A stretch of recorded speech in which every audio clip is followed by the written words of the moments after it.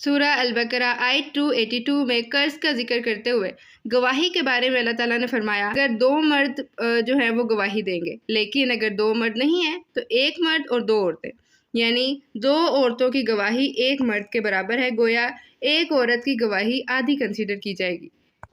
تو آئیے دیکھتے ہیں عورت کی گواہی آدھی کیوں۔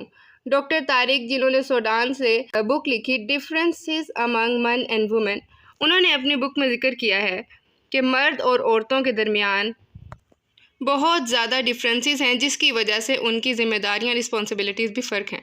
اور اگر ہم دیکھیں تو ہمارا اس بات پر ایمان ہونا چاہیے کہ اگر اللہ نے ہمیں اتنی ہی گواہی دی ہے عورتوں کو تو ہم اتنی ہی ایکسیپٹ کریں۔ رضیت باللہ کا تقاضا ہے، اللہ کا حکم ہے، خوشگوار مزاجی سے اسے قبول کر لیا جائے۔ اب اگر ہم اس کتاب میں دیکھیں تو مرد اور عورت کے ڈفرینسز کی وجہ سے دونوں کی ذمہ داریاں، ان کے درجے اور ان کے کام فرق ہیں۔ ایک عام مرد کا جسم ایک عام عورت کے جسم سے زیادہ بڑا ہوتا ہے، اور آن ایوریج اٹس 8 گنا بڑا ہوتا ہے۔ اس کے ہاتھوں کا، اس کی انگلیوں کا، ہڈیوں کا، اس کی ساخت، ہر چیز کا سائز بڑا ہے۔ اسی طرح عورتیں مردوں سے 25% زیادہ کریٹیو ہوتی ہیں، یعنی اللہ نے عورت میں کمی نہیں رکھی، کہیں کم کیا تو کہیں زیادہ بھی کر دیا۔ پھر اگر اسی طرح دیکھیں تو 99% ایجادات مردوں نے کی ہیں۔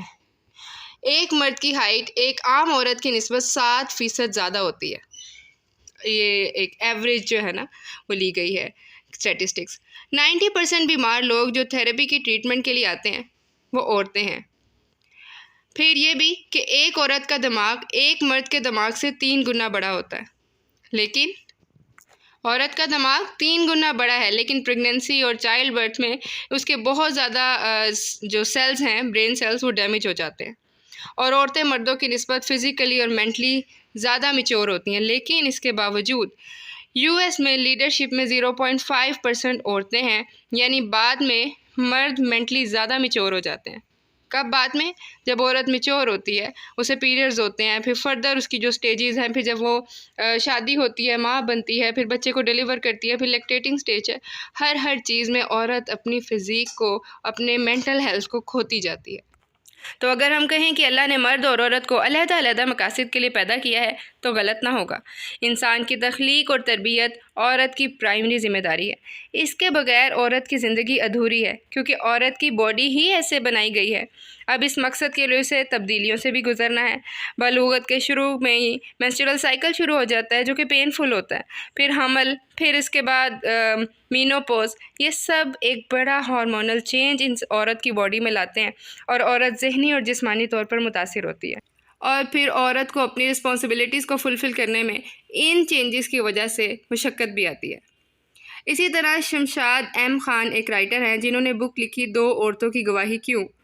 اس میں انہوں نے لکھا ہے کہ اللہ نے جو دو عورتوں کی گواہی کی شرط لگائی ہے، اس کا یہ مطلب نہیں کہ عورت کے ذہنی رتبے کو کم کیا جا رہا ہے، بلکہ یہ حکم عورت کی جسمانی اور نفسیاتی صحت کو مد نظر رکھتے ہوئے ہم آہنگ ہیں، کیونکہ عورت ان مراحل میں بہت سے سٹریس سے گزرتی ہے، انزائٹی سے گزرتی ہے، اور رسول اللہ صلی اللہ علیہ وآلہ وسلم اگرچہ بائیولوجی کے ماہر نہ تھے، آپ صلی اللہ علیہ وآلہ وسلم کو علم بذریعہ وحی دیا گیا تھا۔ تو لہٰذا رسول اللہ کا جو بذریعہ علم وحی تھا وہ ہمیں یہ بتاتا ہے کہ عورتیں منتھلی کیسے ذہنی تناؤ سے گزرتی ہیں اپنے پیریڈز میں۔ جیسے قرآن میں فرمایا کہ پوچھا گیا حیض کیا ہے، تو فرمایا کہہ دو ہوا اذن، وہ اذیت ہے۔ پھر اسی طرح PMS کے بارے میں، یعنی پوسٹ مینسٹرل سنڈروم کے بارے میں جو اسٹیٹسٹکس ملتے ہیں، 40% عورتیں حیض کے آنے سے 8 دن پہلے ہی ان تکالیف سے گزرنا شروع ہو جاتی ہیں، اور 80% عورتوں کو چیسٹ پین، ایبڈومل کریمز اور سر درد اور ڈفرینٹ دردیں وغیرہ یہ ہوتی ہیں۔ ایک اور جرنل فزیولوجیکل میڈیسن میں بتایا گیا کہ حیض سے پہلے PMS میں چڑچڑاپن، ڈپریشن، بے چینی، سستی، تنہائی کا احساس، بلا ضرورت رونا، مزاج میں اچانک تبدیلی، یہ سب کامن ہے۔ یہ بھی رپورٹ کیا گیا کہ عورت کی یادداشت پر بھی اثر پڑتا ہے، اور تقریباً 150 سمٹمز ہیں جو عورتوں میں یوزلی دیکھی جاتی ہیں۔ گویا سب میں ایک جیسی نہیں ہوتی، لیکن 100 سے 150 تک تبدیلیاں ہیں جو ہر مہینے عورت میں ہوتی ہیں۔ یونیورسٹی آف ساؤتھ کیلیفورنیا کے ماہر نفسیات کے مطابق حمل کے دوران عورت کا رویہ بہت متاثر ہوتا ہے، اس کا ایٹیٹیوڈ چینج ہوتا ہے، ان کی شارٹ ٹرم میموری کنسنٹریشن اور نئی معلومات کو یاد رکھنے کی صلاحیت نارمل حالت سے کم ہو جاتی ہے۔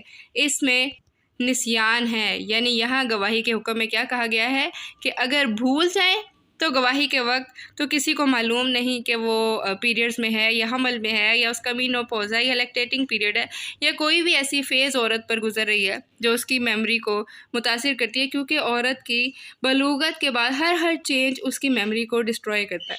جیسے ہم نے پڑھا کہ عورت کا ذہن مرد کے ذہن سے 3 گنا بڑا ہے، لیکن وہ اپنے ذہن کے اپنے برین سیلز کو کھو جاتی ہے تو وہ بہت زیادہ ڈیمیج ہوتے ہیں، تو لہٰذا عورت کی گواہی عادی رکھی گئی۔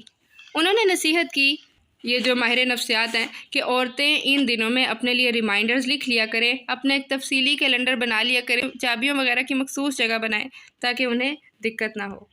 پھر اسی طرح پریگننسی کی ایک بہت بڑی علامت ایبسنٹ مائنڈیڈنس بھی ہے۔ ہر ایک میں یہ ہے کہ وہ غیر حاضر رہے گی اور یہ فریکوینٹلی ہوگا۔ پھر اسی طرح موڈ سوئنگز پہلے 12 ہفتوں میں بہت زیادہ ہوتے ہیں، اور انہی وجہوں سے کیا ہے، سینے میں جلن، تھکاوٹ، پھر بار بار یورینیشن پروسیس جو شروع میں عورت کو فیس کرنا پڑتا ہے، یہ سب عورت میں موڈ سوئنگز پیدا کرتی ہیں، چڑچڑاپن پیدا کرتی ہیں۔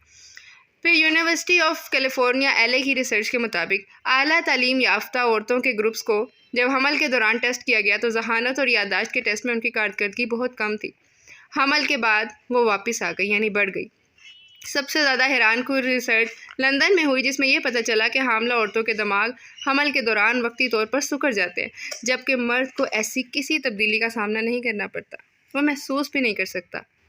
اسی طرح فٹ پریگننسی میگزین میں 1998 میں یہ رپورٹ چھپی کہ تحقیق کے مطابق یہ بات ثابت ہو چکی ہے کہ حمل کے تیسرے حصے میں، یعنی تھرڈ ٹریزمر میں 6 سے 9 ماہ کا جو ڈیوریشن ہے، پریگننٹ وومن کا دماغ چھوٹا ہو جاتا ہے، شرنک ہو جاتا ہے۔ برطانوی رسالوں نے 10 پریگننٹ عورتوں کے دماغ کو اسکین کیا اور ان کے حمل کے تیسرے حصے میں اور پھر دوبارہ وضع حمل کے بعد ان کے دماغ کو دیکھا گیا تو اس وقت چھوٹا تھا اور بعد میں واپس اپنے اصل سائز میں آیا۔